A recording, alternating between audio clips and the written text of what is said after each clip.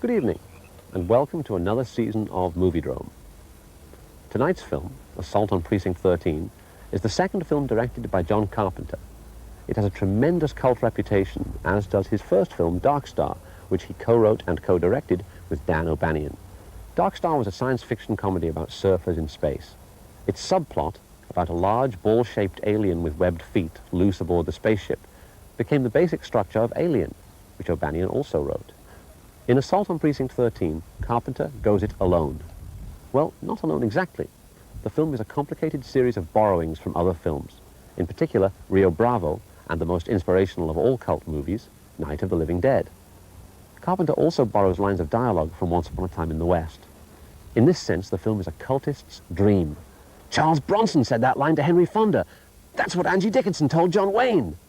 Some of the lines that Carpenter made up himself aren't bad either. In particular, why would anyone shoot at a police station? But overall, the tone is real pastiche. Carpenter also wrote the music, which is excellent, and did the editing under the pseudonym of John T. Chance. No prizes for guessing which John Wayne film that name came from. Now that we've established its cultural pedigree, perhaps I can join the loyal opposition and say that Assault on Precinct 13 has the odd flaw. There are only two women in the film, and they both wear identical sweaters.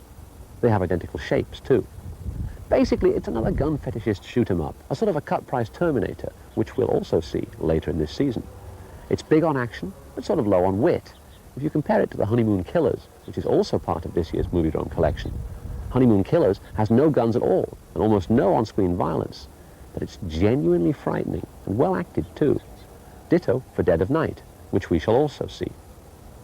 If you're interested in learning more about this film, the other films we're going to show, or the ones we showed last year or the year before, you can acquire for a very modest fee a Moviedrome book, which also tells you where you can get stills and soundtrack albums.